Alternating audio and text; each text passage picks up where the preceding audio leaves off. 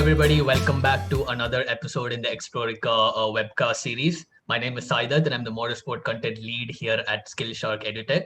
For our new viewers, SkillShark EduTech is an academically motivated startup focusing on imparting 21st century skills in the youth of today.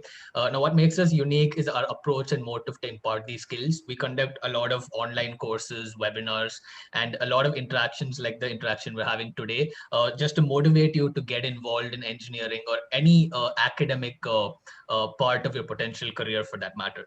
Now, India is facing a major skill gap right now, and the issue has been aggravated over the past 1 year due to COVID-19. But right now we're trying to rally everything up together.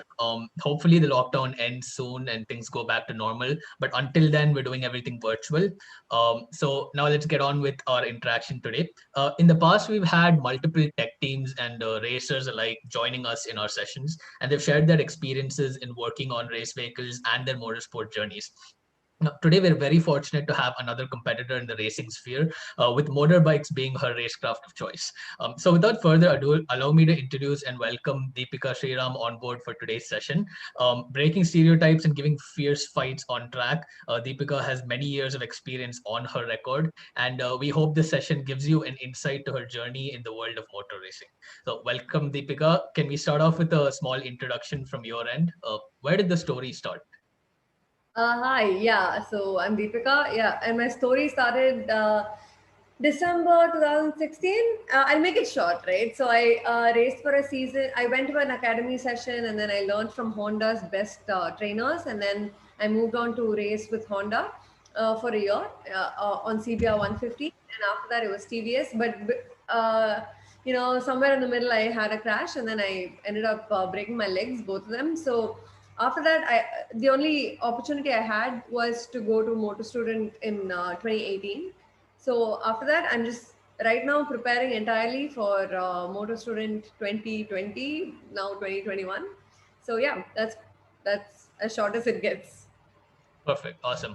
Oh yeah, I'm very sorry, viewers. I forgot to mention. So Rev Mechanics has been a part of our Explorica series up till now, and coincidentally, Deepika has also gone to Aragon with the team in the past and got the chance to ride on track. So big thanks to Rev Mechanics for making this happen as well. And we'll get to the details of that experience a little later in today's webcast. So you said you started off with the Honda CBR. If is that correct? Okay. Yeah. So yeah, okay. So can you tell us a little bit about what the experience was like the first time you ever hit on track? Maybe take several years back. Let's take a few steps back. The first experience. How did it all start? It's so funny because I just looked at my phone today on Instagram, and it said it came up with a memory 4 years ago with my first picture on track. So it's all falling into place right now. So the first time on track. So I used to ride on the streets. I used to be very rash, and all my friends said, you should go to the track and try it out and all that. And I had a friend in VIT who raced cars.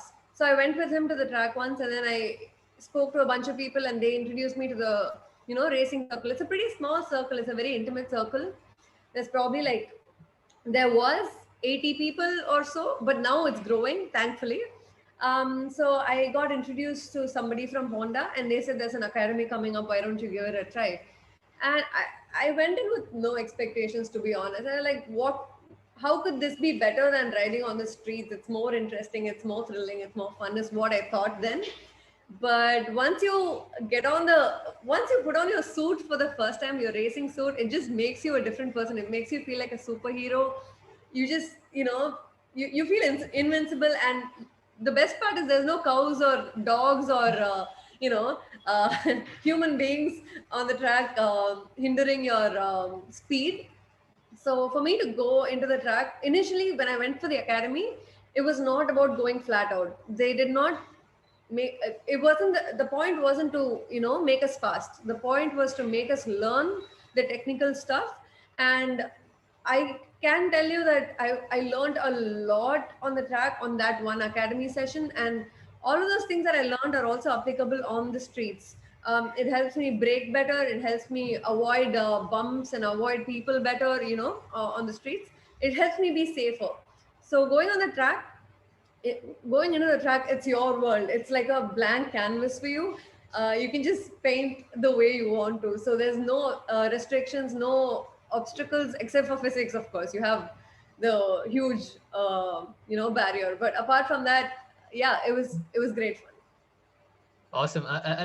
It's really interesting you said that, because we always talk about how we all go racing. People build cars and bikes and get them on track just so that you can test the limits of technology and, for physics, that and for that matter, and then get that knowledge, get all of that data, bring it back to the real world, and then apply it to improve both safety and performance on road. But this is like the first time I've heard an actual rider or a racer telling that they learn stuff on track and it helped them in traffic situations. So that's actually really cool.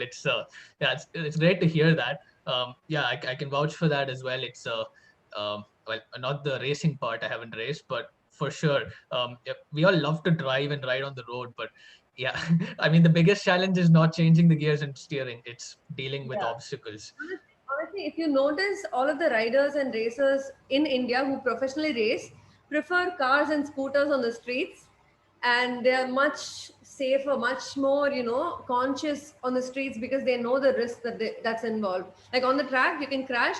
The worst thing is you can break a bunch of bones, and that's about it. But on the streets, you endanger other people's lives and stuff, and that's something that racing teaches you responsibility in a way. You've seen like really bad crashes on the track. It teaches you that with this amount of safety gear you can get this hurt, so imagine on the streets with nothing. So yeah, if you notice, all of the racers prefer scooters and cars, that are much safer on the streets, ideally. Something a bit more laid back. I would have to agree. High performance bikes, fun as they are, it's kind of stressful to probably use it in a Yeah. traffic situation. It's always good to learn from the track, and it's good to hear that you appreciate how dangerous things can be if you lose control. So that's really cool. So since you started off with the CBR, can you take us through maybe the other bikes you've had a chance to ride on over the past few years? Okay, so I learned to ride two wheelers with R15 version 2. That was the thing back then. V3 hadn't come yet. So that's what I learned on.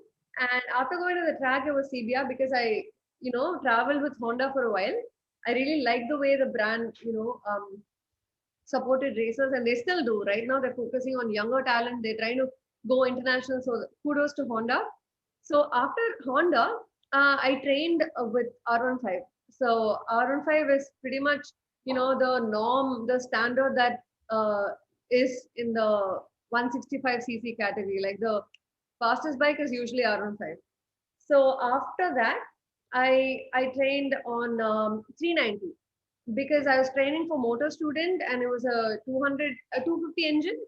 So I wanted to prepare myself on a bigger bike, so it'll be easier for me to handle a smaller bike. It's always that way. So I trained on an RC390, and after that, I went in for selection and training with TVS, which had Apache 200, and I also was lucky enough to ride the prototype of Akula, which is basically 310 RR. It was supposed to be called Akula back then. So I got the opportunity to try out the bike before it was even launched, and they got our feedback, and we were able to help them develop the bike. So these are the bikes I've ridden on the track.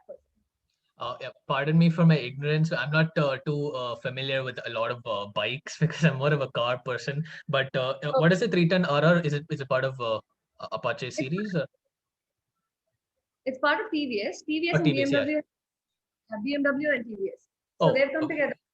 The GS310, if I'm not wrong, both of them have the same engines, but different manufacturers, different builds. So yeah, that's the I bike. see. Right, right. That's cool. So you've kind of you start off with something small, did a 165cc, jumped to a 390, toned it Yeah. back to a 200, 310. Yeah, that's interesting training regime. It's like how people when they go to the gym, they kind of switch up the weights and stuff. So yeah, it's really cool. For sure, I think this sounds like you've got a robust experience of different types of bikes, different torque outputs. potential acceleration, things like that. Creating analogies with the formula style of racing and how people start with rookie formulas, things like in the US, things like skip barbers, and then you slowly go up to Indy lights and things like that. So yeah, it's great to see that it's a similar format in all forms of racing. So with that, now evidently bikes are a lot more physical in terms of having to handle and move things around. In a car, we just sit in open wheeler, for example, and then inertia and physics do the rest of the thing. You don't really have to move too much in the car because all your elastic components take care of weight transfer. But in a bike, of course, you have to use your body weight to keep moving everywhere and balancing. So firstly, mentally and physically, how demanding is it? What are the main challenges you face, firstly before preparing for a race, and then perhaps on track as well? Takes a lot of stamina. It takes you need to do a lot of fitness for you to endure even a couple of laps on the track. So physically it's very, very demanding, regardless of how what your bike's engine capacity is. Basically how fast you can go, it doesn't matter. At the end of the day, you'll have to flip the bike at the corner, and for that you need your muscle growth, you need your arms, and you need your feet, you need everything. Your core body has to be worked out and ready, to flip the bikes basically. And like you'll have to be tucked in all the time. So that's basically your chest on the tank. And that, if you I can't even explain to you how difficult it would be if you don't work out enough and if you don't take care of your physical self. So working out is very important, stamina is very important. That's why all racers basically go cycling, they play badminton, they play a bunch of other sports to like keep themselves in roped into the physical fitness scene. And the mental thing, it's actually not very stressful, to be entirely honest, because this is something that we love. We've come into this with so much passion, so we don't really think about, oh, what if we crash, or those things don't ever cross our mind. And even if they do, it's not like a big deal, right? We'll deal with it later is what we feel about it.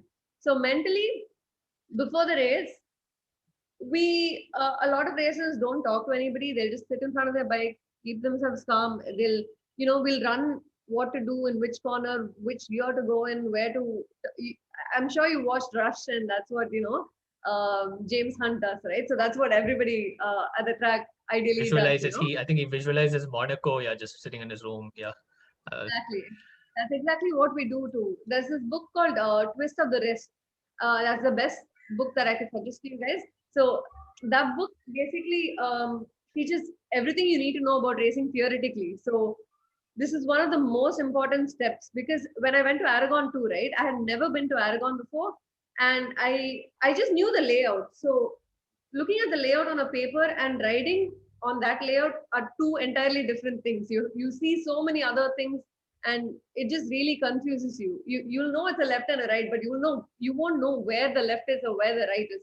So preparing yourself mentally before the race is very, very important. And yeah, all of us do this. All of us picturize the track, start, think about the start, think about what to do when there's somebody behind you, there's somebody ahead of you. Yeah, it's pretty fun if you get into it with passion.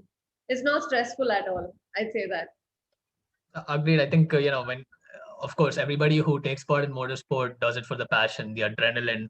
So when adrenaline kicks in, you really don't think about anything. It's more of just instinct that kicks in.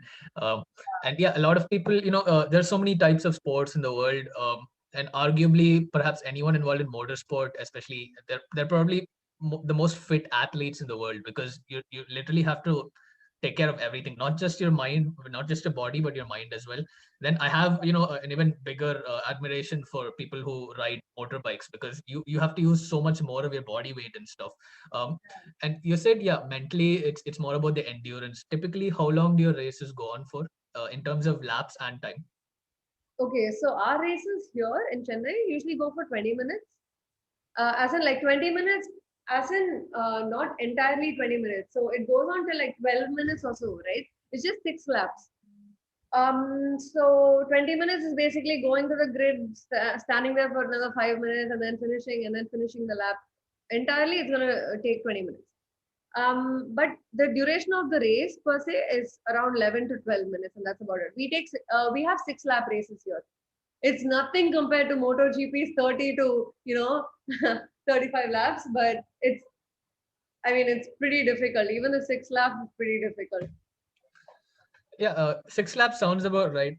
MMRT is a deceptively long track. I mean, it maybe looks short on paper, but because of the number of corners, yeah. Yeah. So we'll get to the tracks in a minute. Before that, so obviously you gear up as a rider, but what happens to the bike itself? Do you work with your engineers? What do you do before the race in terms of setup? So the thing is, all the races I've taken part in so far, they're made and set up by the manufacturers themselves. Like we don't get to set up the bike, we don't get to tell them what to do with the bike. All we get to do is adjust the forks and tire pressure. That's pretty much it. So that's pretty much all I needed to know so far, and that's what I knew. But for Oh, the Moto Student event, I had to learn a little more about sprockets and like about damping, a whole bunch of things. So it was a huge learning curve for me as well. But I wouldn't say I'm an expert when it comes to bikes. I would say I can ride, and I know what I need to tell them for my riding experience to be all right. So yeah, that's pretty much it for me so far because I haven't had the opportunity to actually meddle with the bike or anything of that sort. Yeah, so they've set up the bike, they have it at race spec and everything. So at that point, I don't know what input I could possibly give them to make it better that they already don't know. So yeah, that's yeah.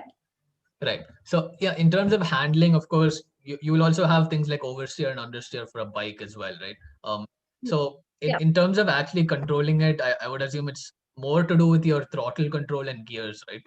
That's what would kick in the yeah. handling. Handling is basically so on bikes. How handling works is if you're talking about flipping bikes, left and right, like that's where handling matters the most, right? So we don't really you might think that we use a lot of force on our handlebars, but that's not true. We'll have to use our foot pegs and our whole body weight. Handlebars are loose. The looser they are, the better, but like not too loose. Obviously, we have the whole damping system in place for that. But apart from that, is basically practice. There's no, I'm not an expert in physics. I have no idea about the concept, but I low-key know how it works without knowing what it is. You know what I mean?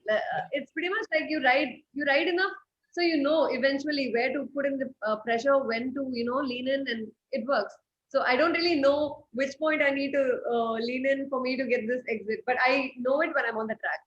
If you Right. catch what I'm saying. Got it. Yeah. Yeah. Again, it's intuitive as long as you can feel it, in the weight through, the forces going through your body. So it's all about Yeah. just, yeah.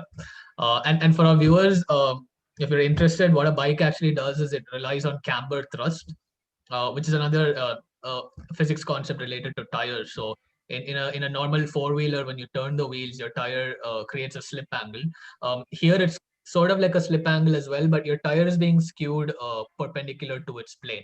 Of course, I can't explain it more in words, but perhaps in a future webinar we could have something more detailed with respect to motorcycles. Anyhow, yeah, that's great to know. It's that you just tell exactly what you want, and the engineers are able to replicate it on the bike. That's great to hear. So let's move on to the tracks themselves because that's that's where all the action happens. So apart from the MMRT, have you also had a chance to ride on Kari and Budh? I had a chance to ride on Kari, but not on Wood. I've been to Kari before the renovation. Right now, they've renovated the track and they put out a completely new layout. But yeah, before that, I got to race in Kari. I think in 2017, 2018. Yeah. Interesting. So I'm happy you said you've gone on Kari because there is one corner, and I talk about this corner to almost every person who joins us, every racer who joins us. I don't know. Do you run the track clockwise or counterclockwise for Moto? Clockwise. Clockwise. Okay. So in that case, turn number one downhill, take the long right hander, and it turns uphill. Uh, it's an slightly off-cambered corner, and you have a constant elevation change. How different is that to perhaps the flat track that you're used to in MMRT? It's actually a lot of fun because you feel all of these pressures on different parts of your body when you take those turns. I don't know the exact, technical term. I think it's not G-force, but something similar, if I'm not wrong. Because a lot of people talk to me about how they feel the G-force on the neck in wood, and I never really understood the physics of it. But yeah, turn one and turn two, you're talking about the continuous turn that you go, like it's basically treated like a single turn with two apexes. So you just go out, Yeah, go out, it's and a double apex and it immediately turns left at the exit, right? yeah, yeah. Yeah.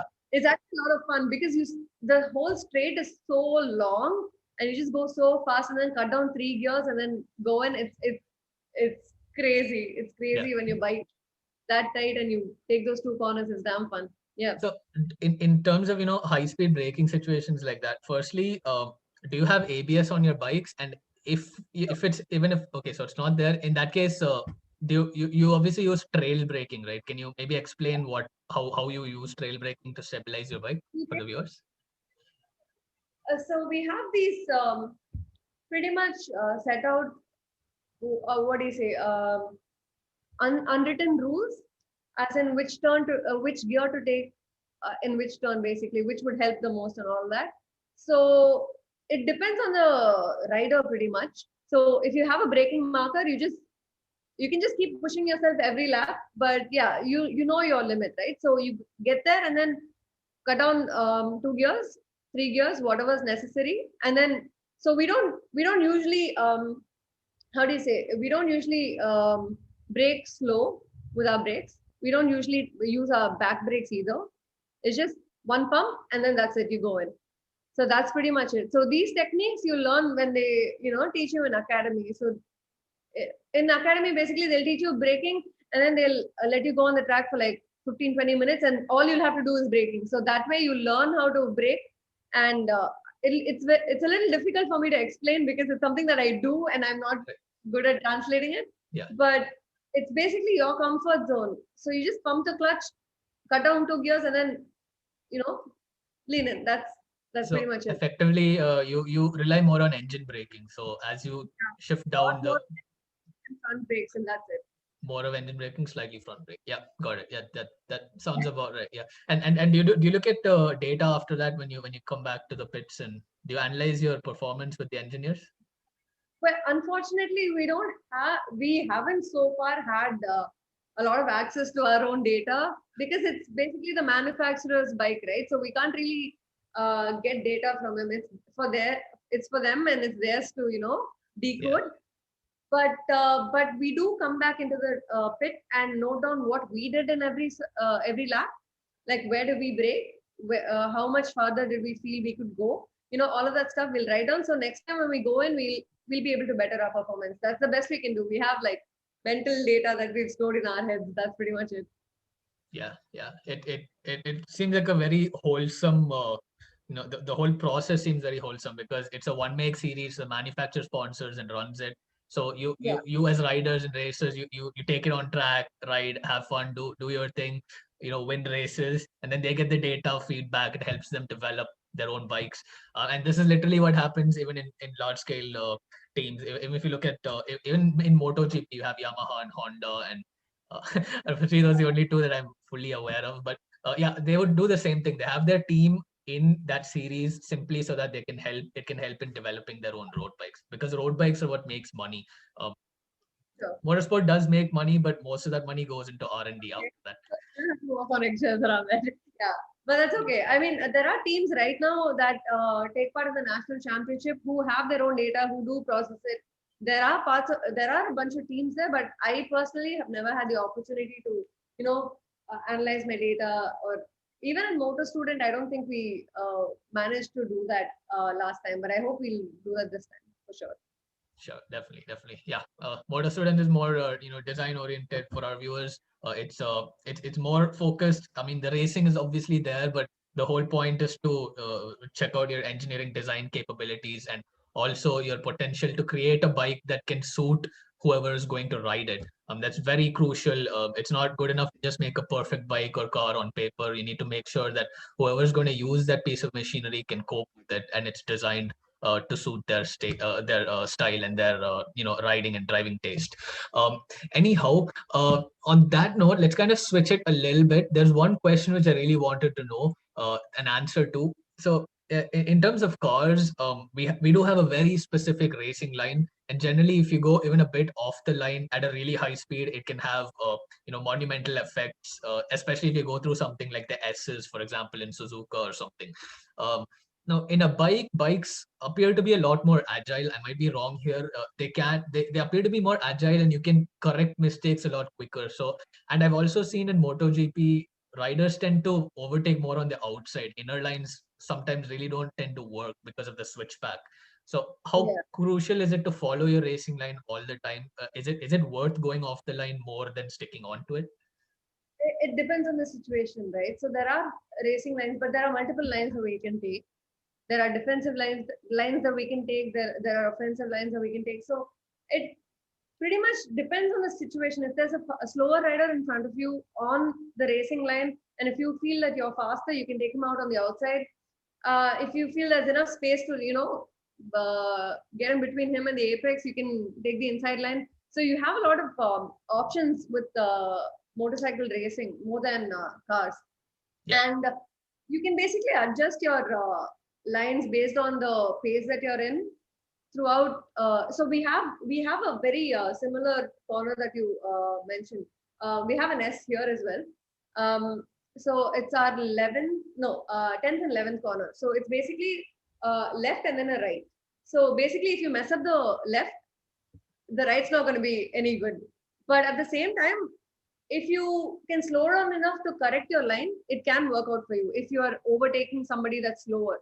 So it basically depends on the rider and his potential or her potential to, carry the bike through the line at the end of the day, basically. So it can be any line. As long as they can make it to the exit, it's fine. Right. Yeah. And added to that, of course, bikes are a lot smaller than cars, so you can go three wide, potentially four wide at times. So that definitely does give for it contributes to more exciting racing. And that's good to know. And one last thing regarding racing, and then we'll shift to your experience at Aragon.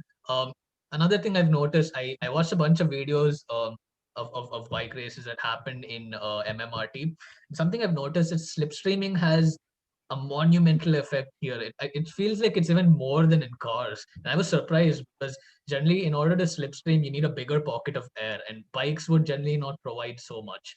So the question is, how much do you use slipstreaming, and have you ever used it in a situation to bag an extra spot for like a photo finish? Yes, of course. Yes.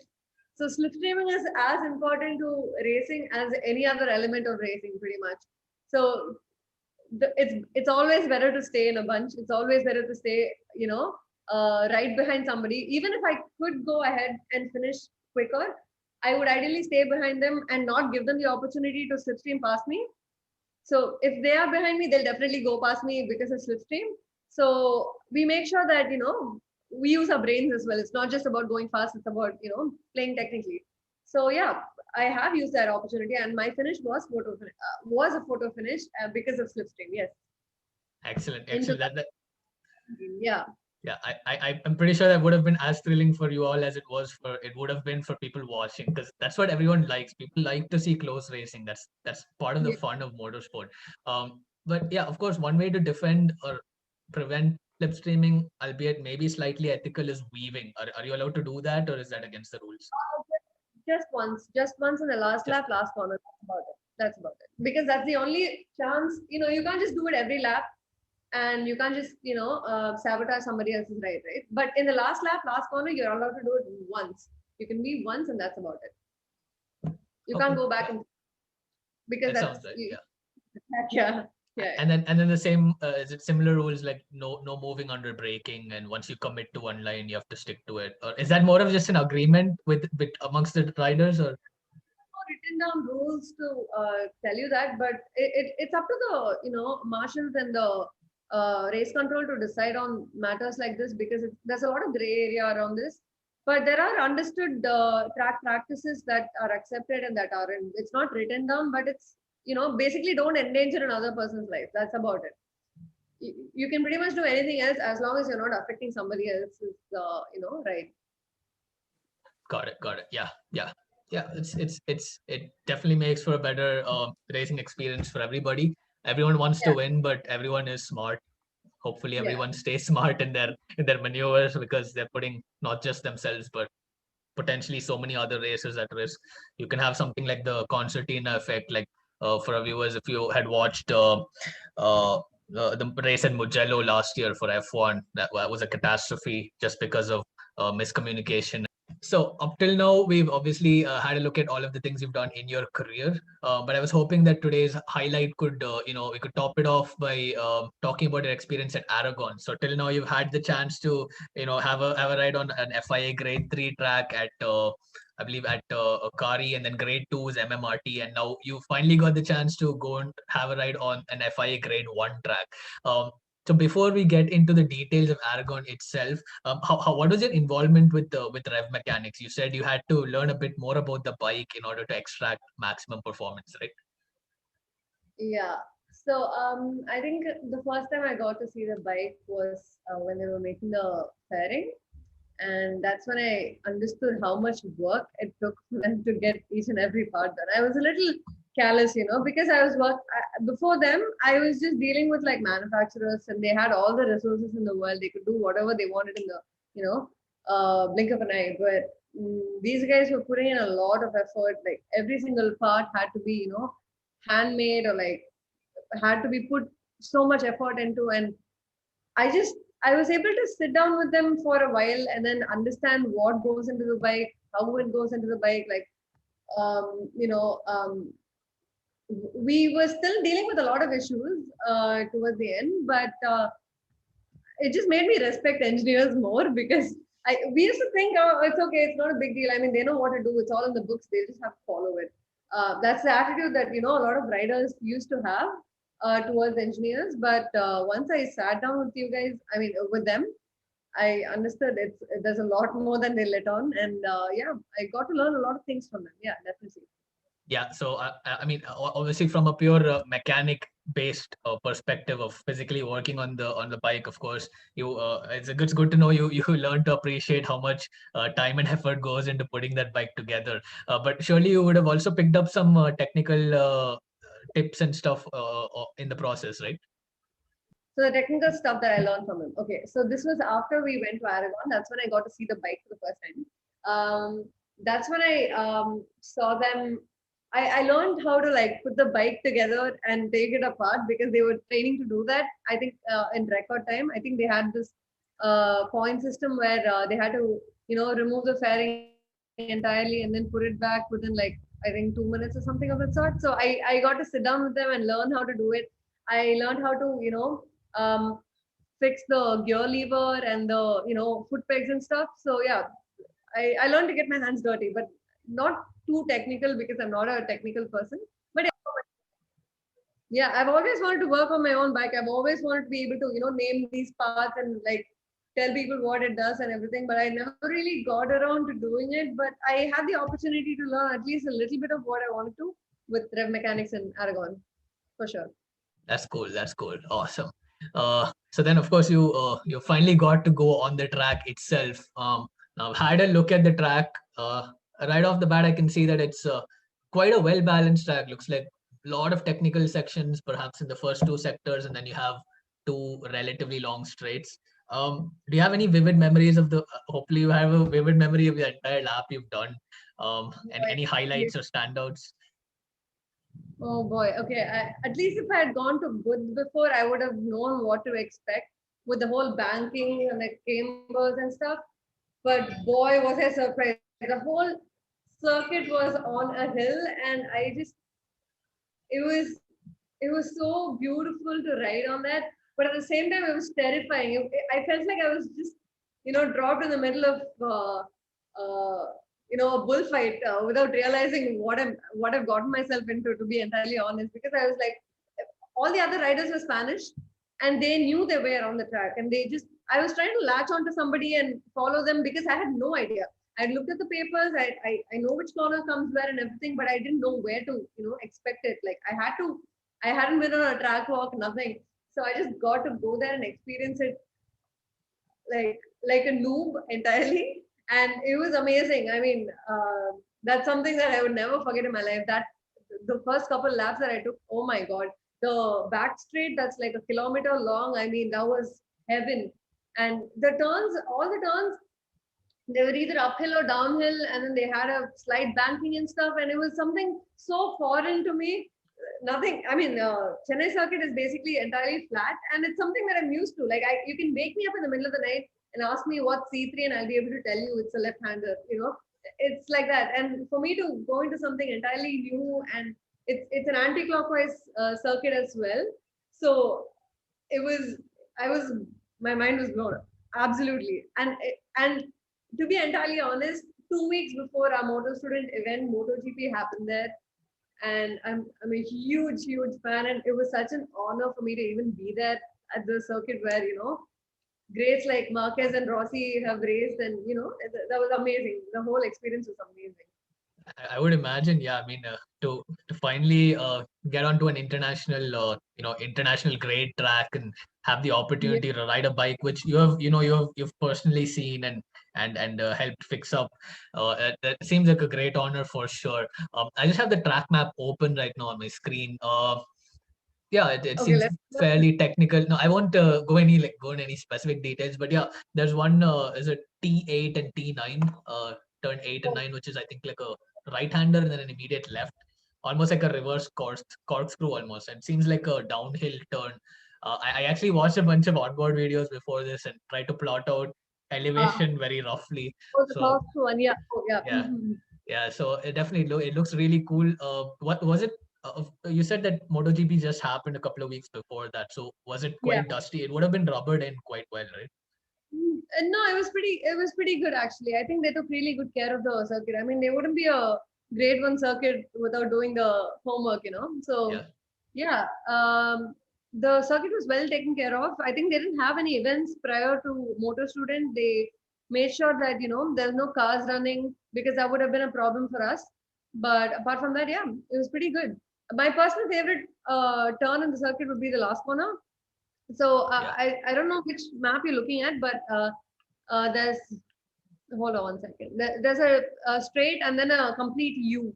So yeah. that's So that's continuous the place. left-hander at T4, 16 and 17, I think. Yeah, Yeah, that's the place you need to be, man. Oh my God, you have to experience that because it comes with a slight banking as well. It, yeah. it just makes your head go. Yeah, it was amazing. Definitely. That's good. Is it off cambered or does it bank inwards? It's off camber. Off camber. Yeah. So it banks outwards. Yeah, it banks out. Oh wow, yeah, Yeah, that would have been that's tricky. yeah. It doesn't bank inward. There are so many turns that bank inward, but and also outward, right? So I like the outward ones better because it's like you're fighting against, you know, uh, gravity in Yeah, a completely different way. So it's damn yeah. fun. Yeah. Yeah, because if you need to lean in a bit more than usual because of how much the Yeah. bike is trying to roll outwards even more. So yeah, I mean, anybody can get their elbow down there, man. I mean, if I tried a little harder, I probably yeah, could have done that because too. the left side is raised where the left side of the Yeah. track is raised up because of that. Yeah, Yeah. yeah, really good stuff. Yeah, I mean, of course, I've had the chance of going both a couple of times. For Formula Student, I went a few times as well. I had a look at the Mhm. track. Yeah, it's actually quite similar in terms of you're saying, the different types of banking and elevation changes. I mean, I hope you get the chance to go there because that it's actually a really good circuit, and although it's Yeah. not really being used for open wheel, a lot of bike races do go on there, and many Yeah. people claim that to be a top-notch circuit for riding. Of So course, of course. yeah, I mean, they wouldn't happen for no reason, right? Yeah. yeah, I never got the definitely. opportunity. I hope I do get to go someday and, I'm quite sure you try will with your career path. You're definitely headed in that for direction sure. internationally. For Yeah. sure. Sure. So that's great to hear. So let's kind of come to the concluding phases of this webcast. Let's say probably the last quarter of the webcast. So firstly, let's go with what advice do you have for any bike enthusiasts that want to get involved with motor racing? Because we know that motor racing, despite motorbikes, despite being more accessible to people, everyone gets a license when they turn 18. It's very easy to just get a two-wheeler license because it's very accessible. You can practice easily. despite that, four-wheel racing seems to be more popular because that's what generally the world follows. When you say race car, I mean, you think of race car, you don't think of a race Yeah, bike. yeah. So yeah, the first question is, what advice do you have for someone who's a bike enthusiast who could get involved in motor racing? What are the initial investment costs? Okay, so this is the part that I love because there's a lot of people who ask me about this, but nobody really follows through because I don't know. I think they have better things to do in life. Uh, that's basically the attitude that people have towards motorcycle racing. They're like, why would you spend so much, for racing? It's not considered a real sport yet, and that's very unfortunate. Um, but yeah, initially you'll have to go for an academy. There's so many really good academies out there. There's Gusto Racing. They partner up with KTM, and there's Honda 1010 Academy. They It's Honda, of course, and then yeah, there's a whole bunch of academies that you can go for. You can just Google them. I'm sure you'll be able to find them, or you'll be able to find them on FMSCI's website because they're all FMSCI endorsed. You'll have to go to an FMSCI endorsed academy, only then your certificate would be valid. So these academies would cost anywhere between 4,000 rupees to 35,000-40,000 rupees, depending on where you go. There's California Superbike School as well that comes in, I think, 40,000 rupees for 2 days, if I'm not wrong. Um, so yeah, these academies that's the first place you need to look at. And after getting trained, so these academies are like not a month long, 2 month long experience. No, they just last a day or two. They'll teach you everything in a day or two. And after that, it's up to you to, practice and practice and get better because the basics are basically that's about it. So it depends on how you build on that. So after that, you'll have to get an FMSCI license, which is literally anybody can get it. Literally anybody can get it as long as they can get like a medical professional to sign and certify that you're fit. You don't even need to. You don't even need to know how to ride a bike. Basically, you don't. I think the minimum age is 11. It used to be 14. Now it's 11. So yeah, you'll have to go to your academy and then go get your license done. After that, wait for the race. You can go for practices, of course. There's pay and practice. There's two types of practices you can do. There's pay and practice, and then there's open track days. So pay and practice is done by MMSC itself.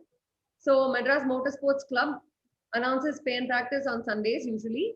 It costs you around 2,000 rupees for guys and I think 1,000 rupees for girls. I'm not entirely sure about the pricing. They changed it post Corona, but at that time you'll have to take your own bike, you'll have to take your own suit, and then you can practice for half a day, and they let you race, and that's how you practice and get better.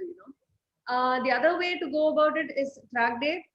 Private track days are a little more expensive, a lot more expensive, mind me. I think it costs around 7 to 8,000 rupees. So during the academy session, they'll have academy in the morning and track day in the afternoon or something of that sort. They'll mix and match, right? So you can go for those as well if you have the resources to back you up. So initial costs, including your suit, your helmet, your if you already own a bike, I'm not going to include that. It should cost you somewhere between 60,000 rupees to 1 lakh maximum. Maximum. If you go for the finest, best suits and best helmet and stuff, it should cost you 1.5 lakhs. But if you can go for the cheapest, you can get your stuff done by 40,000 rupees. But after that, you'll have to go for your races. Races cost around 3,500 rupees per race. And then you, of course, if you're winning, then you're going to be making that money back. So it shouldn't be a problem. So somewhere around 60 to 1 lakh would be the budget I would ideally give you guys. Right. So that sounds very reasonable in terms of getting into racing. We know that karting costs a lot more. It's obviously it's a bigger sport at the moment. That's why it costs more. Promotions are more. The prize pool is more. But in a way, it actually sounds really good that to get into motorcycle racing, it's in fact I'm surprised it's only up to about a lakh. I had the idea it's going to be way more than that. Of course, a lakh is still not a joke for those Yeah. of you who you still want to get in. Like, But like I yeah. yeah, the thing is, if you go for a couple of practices, right, and teams are always scouting for new riders. So if you manage to ride really well, if you're really passionate, if you catch on really quick, you'll even be able to get a free ride. It's not difficult. Like a lot of people get free rides because they ride really well in their pay and practice sessions, and there are other teams that are looking at you and they're like, okay, do you want to ride for me? I'll give you a free ride. So in that case, pretty much very. It's very accessible actually. A lot of people are scared that it's super expensive and they don't try to step in, but only when they step in they'll know, it's not that expensive. It's difficult. 1 lakh's not easy, definitely, but it's doable, definitely. Yeah, that's good to know that if you go there with your bike and you actually impress people, you get drafted into a team for a race, and the reward is that you get to ride for free. And I think anybody who's enthusiastic and wants to show their skills, that's all they can ask for. This world where we're always trying to look for opportunities to get a job or get the chance to do something. This is definitely a time in the world where people grab opportunities. So it's good to hear that. Like I mentioned in previous episodes, if people who want to get into sim racing as well, it seems to be around the same cost, about 40,000 to 1 lakh. So that's such a good option if someone is interested in simulation-based racing. It's picking up now. I'm not too sure whether I know MotoGP and there are a few other games that have two-wheeled specific stuff. But specifically for our viewers, there's so many ways to get involved. Relatively, the operating word is relatively more economic ways to do it. But if you're ready to put in that budget, it could really propel you if you feel that you have the skills to be an actual competitor and not as an engineer basically. Anyhow, I'm sorry, I'm rambling over there. Let's go on to the next one, and I think this is a really important point. So is there any advice specifically for women who have an interest to break the barriers of society and constantly apply their skills in terms of their career aspects? And I know you could be an ideal person to answer that as a forerunner in as a woman in motorcycle racing. Well, do you want me to address women who want to get into motorcycle racing, or literally anything that is Both, outside the? both would be good to be an inspiration Okay. in all fronts. I would say now is the ideal time. It's the golden time for women in motorsports because people are paying attention to us finally. And there's so many teams that are training women exclusively to get into this. So this is the best time they can get into. We're getting a lot of subsidies from the motorsport authorities, and they're helping us, you know, um, travel outside of India, race outside of India. They're focusing more on women this right about now. So this would be the best time for women to get into motorsports if they're interested.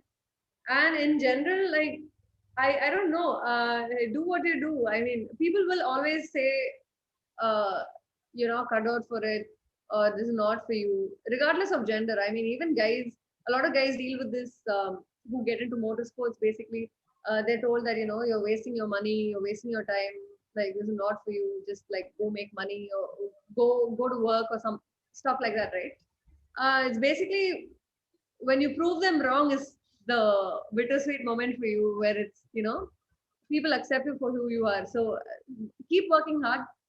That's what I would tell people. Keep working hard, get to that goal, and then people will understand why you got there in the first place. They'll understand your passion. So if you're gonna come into racing and then you give up very quickly, then you're basically proving the people right who told you can't make it. So the harder you try, the better. Definitely, I think that's solid advice. Thanks for that. That's a good, great piece of, I mean, great message for our viewers. And we've also had other Indian female racers on board. We've had an episode with Meera Erda a few months back. We've had an episode with Rehana Rea a few months back. So there's a lot of people who are definitely involved in doing what they love, and I think that's what life is about. Just do what you love, live your passion. And hopefully if you're really lucky and really good at it, you make money from it. So that's Yeah. the whole idea. For sure, yeah. I think the major issue is that motorsport, not just for someone who's involved as a competitor, but for engineers, even for a corporate side, it looks to be an unconventional sphere of events. It seems to be this like closed sector that's unconventional, and it's more like a hobby. And don't get me wrong, of course, motorsport is definitely entertainment. At the end of the day, it's the entertainment that the viewership is what makes all the money at the end of the day. The prize pool comes from viewership money. So that's there. But, in the process, if someone is having the time of their life building a machine, another person's having the time of their life driving or riding that machine, it's a win-win for everybody. Live your life, make money, help others. I think that's what motorsport does at the end of the day. So uh, definitely it's very important for all of you, especially our viewers. This is what we do every few weeks. We have interactions like this to spread the same message. Don't settle for what you have. Keep pushing for what you want, and you can get it. um with that, let's Definitely. conclude. What is the future of two-wheel racing in India? Oh wow. Okay, so there's so many exciting things that's going on right now in motorsports. I'd say the most exciting thing so far right now is basically the Honda team working. So I don't know if you know about this. There's this machine called NSF 250, which they've imported from I think Japan, if I'm not wrong. Each bike costs around 18 lakhs, 20 lakhs, right? And they've brought those bikes in exclusively for kids below the age of 18. So these kids are racing from like 11 years old to like 17 years old. And these kids basically are the future of motorsports in India. So for so long, we've had like racers come in at 17, 18. But internationally, when you think about it, racers retire when they're like 12, 13 because, that's the standard that they have there. So right now, we're moving in the correct direction. We are getting more children, younger crowd involved so that we can groom them, we can train them to, take part in the international stage. And unfortunate truth of India is basically even the fastest rider in India is uh, can't kind of compete competitively outside of India. That's the state that we're in because we start late. So internationally, they start at 3 years old, they start at 4 years old. We start at 17, 18. So that huge gap of experience and that huge gap of, you know, what do you say, practice, right? So all of that definitely is one of the reason why India is not in MotoGP right now. So right now, our goal is to get India into the international stage, and that's basically what our Motorsport Federation is doing right now, and it's super helpful, really good. And the only sad thing is that there's not enough viewership, there's not enough attention paid to motorsports, and that's the only reason, that's the only barrier to making this better. Basically, it can be better, it should be better. Only when people support it as much as they support cricket and football, ideally this would grow better. So even people who watch MotoGP don't watch local races. It's unfortunate, that people who are aware of the situation also are not too keen on watching it. But only when you support the local sport and support the racers here, we'll be able to go to an international stage and at a much quicker pace. So definitely, India's motorsport scene is getting so much better. It's gonna be in a completely different place in another matter of 5 years. So yeah, the world should be looking out for us right now. Definitely, absolutely. The sooner all of that gets established, the sooner we can get even younger, students, even people who are 3 to 5 years old who have a certain skill in riding and driving, and get them into that vehicle, and start proving themselves. And hopefully, yeah, in the future, we'll definitely have a lot more Indians in the bigger series. I know that we have a lot of people here in India, and there's got to be a huge talent pool within that. So the percentage of professional high performance popular series riders and drivers, the percentage is way too low, for the number of people and the talent pool that we have. So yeah, I think on that note, that's ended positively. Definitely, motorsport is changing in India for the better. And yeah, 5 years, we'll give it 5 years for big progress, and definitely in 10 years when a lot of electric technology, electric vehicle technology pops in, I think the whole it's going to be a completely different ball game. It's going to be the ninth innings. Anyways, on that note, let's end it here. Thank you so much, Deepika, for taking your time to join us, and to share your insights. I think this has been a great session. We've learned a lot about what it is that you really need to put in to get what you want in the Indian motor racing, motorcycle racing Thank you front. so much for having me here, man. Thank you so much. It's such an honor to Definitely. be here. Absolutely. It's awesome to have you on board, and maybe sometime in the future we can have another interaction. Once you go further on in your career, we'll definitely be following you. Until then, thanks very much, our viewers, for watching. Stay tuned. Keep following our page. Follow us on LinkedIn as well. We share a lot of this on LinkedIn. And maybe a few weeks down the line, we'll have more interactions and webinars coming up. But until then, everyone stay safe. Thanks for watching. And this is Saidat signing off.